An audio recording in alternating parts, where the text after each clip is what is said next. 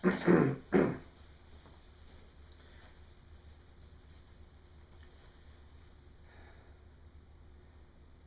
and welcome, Ian Newton here. This is the first part of your I Change Quit Smoking program. The reason we're doing it on video is simple, so I can give you some information and you don't have to get bogged down with info when you come in to see me. And any questions that arise, you can raise them when you come in. Also, it means that when you do come in to see me, we can really focus our time on the important part of making those changes. And then once you have an understanding already, you'll feel so much better about coming in and quitting using your hypnosis.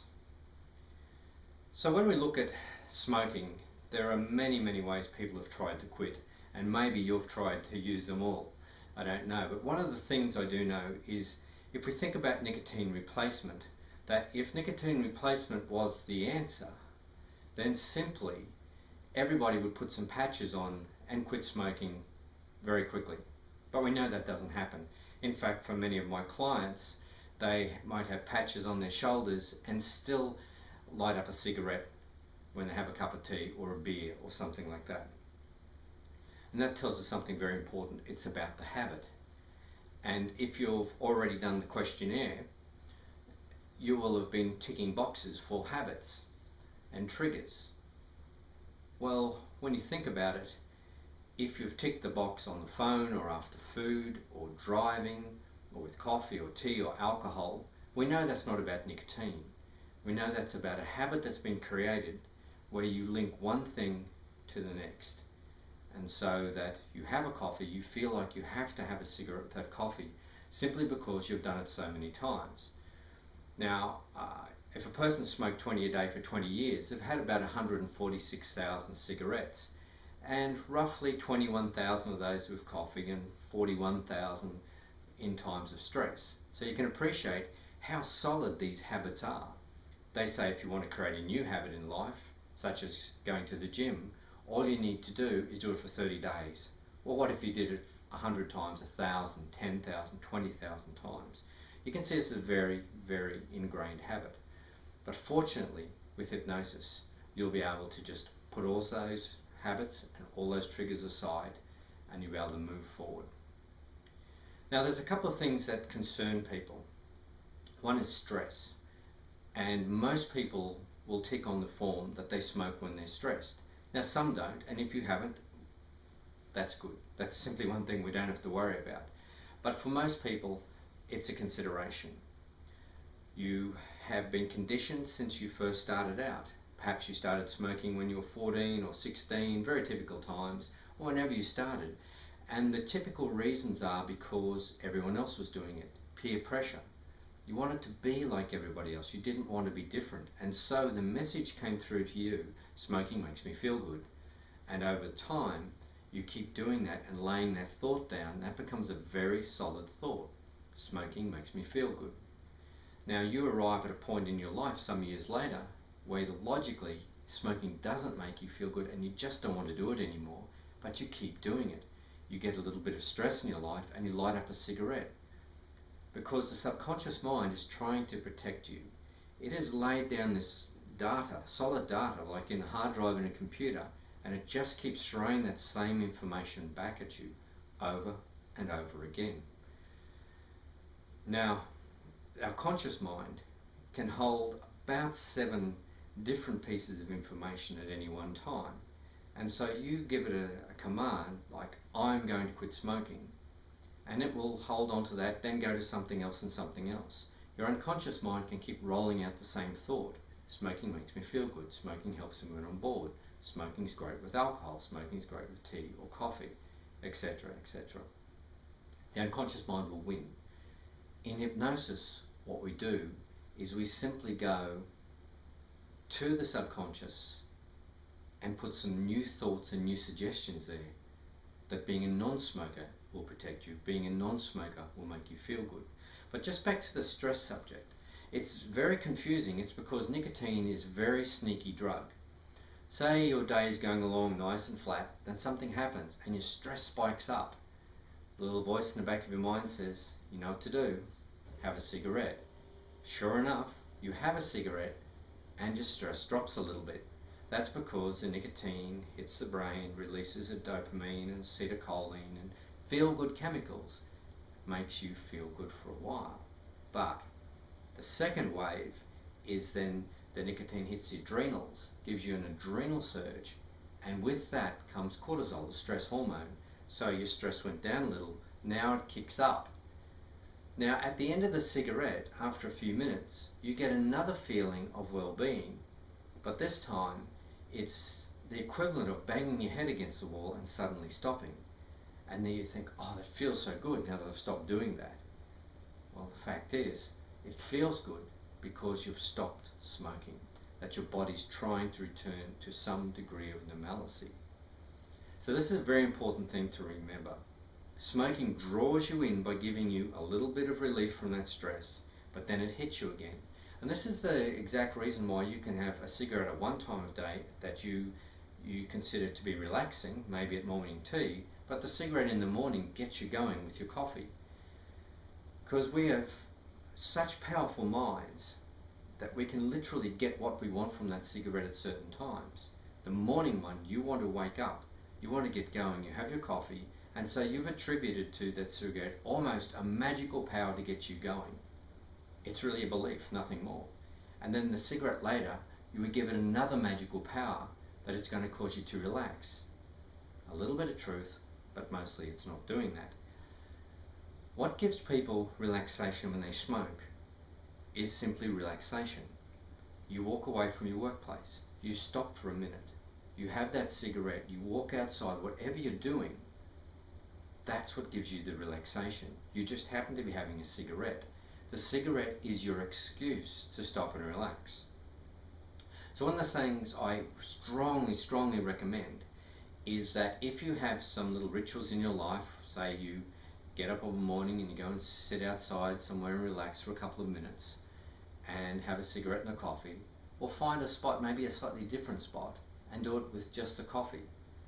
If you sit down with your partner after work and have a cigarette and a glass of wine or a beer, keep that communication going, have that spot, but now just do it without the cigarette. Give yourself those little breaks.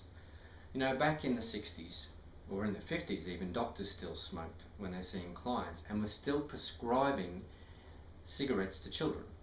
I've seen older clients who were given an option of cigarettes or Valium because they were difficult kids. Into the 60s, there was still this idea that smoking was helping people relax, and in the 70s, in spite of the cigarette companies pushing the hard line that smoking was okay, because they knew the writing was on the wall that it wasn't, studies were being shown that smoking cigarettes caused an elevation in stress hormone in the body, not an elevation in feel-good hormones. What you'll get is just more stress.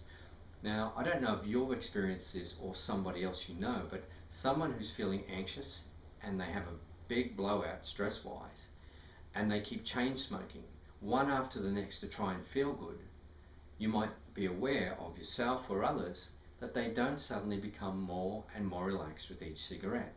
What happens is they become more anxious, because after a couple of cigarettes the brain says, that's it, no more feel-good chemicals, but here you go, you can have all the stress hormone and all the adrenaline that you want. Your body has gone into flight and fight mode and it's running on adrenaline, and so the cigarettes will help drive the adrenal push. But the little voice in the back of your mind keeps running, have another cigarette, it'll make you feel better. A completely false message, because it simply doesn't. Important thing to remember is smoking does not relieve stress. It never has, it never will. If you look around the world, you don't see the rest of the world super stressed out because they're not smoking. In fact, you will be less stressed as a smoker, because the cigarette itself, each and every cigarette, is simply a stress on the body. It's got to try and cope with that smoke and those toxic chemicals. It's got to break them all down to the liver, and it takes a lot of effort. Next thing people are often concerned about is putting on weight. And true, people quite often when they quit smoking, they do put on weight. But there's a very specific reason. What they do is they simply swap one thing for another. They swap cigarettes for food. Now, if they were stressed and they had a belief that cigarettes were managing their food, and that's just taken away because they're using patches or some other method, well, suddenly they're thinking, what am I going to do? And they start eating, because what happens is they end up with low blood sugar. Nicotine and cigarettes artificially elevate your blood sugar. Nicotine itself will raise blood sugar, and tobacco is soaked in a concentration of 18% sugar. And so every time you have a cigarette, you have a little sugar hit. But the faster it goes up, the faster it comes down. And so you stop smoking. If you don't have a way to manage this, or you don't understand this simple fact, your blood sugar goes down and then you eat.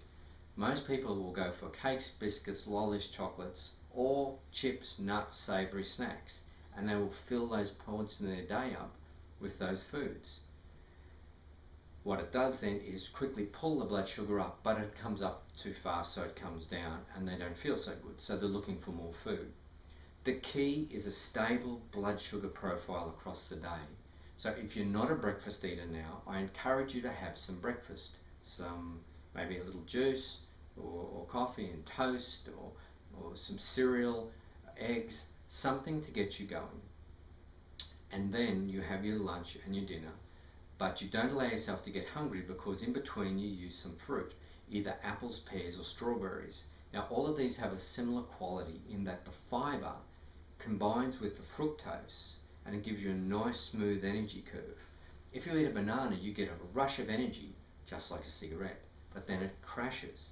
So my preference is for apples because they're portable. You can have an apple in your bag, you can have an apple on the car seat.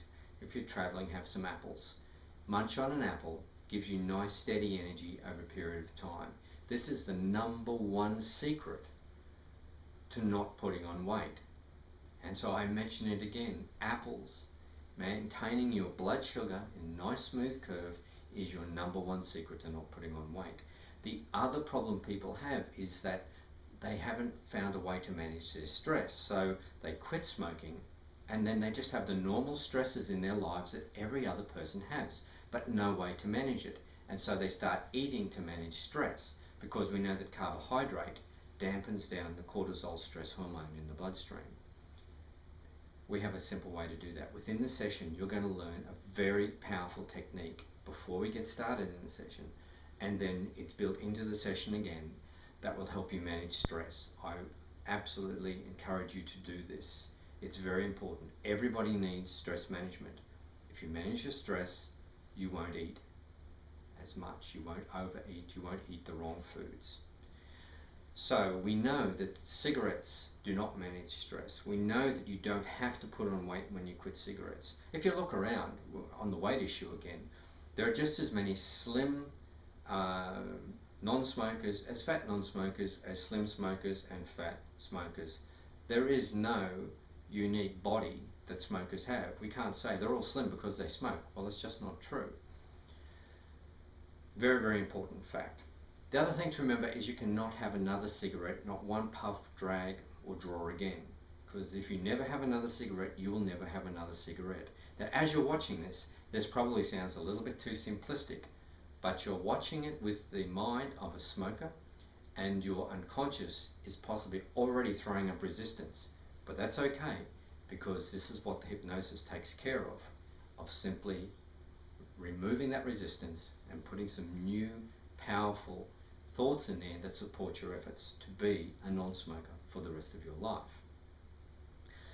Great, so I really look forward to working with you. Work your way through the questionnaire, be as specific as possible. And when you come in, you bring the questionnaire, and we'll go through the questionnaire first up. I'll answer any questions that have arisen out of this.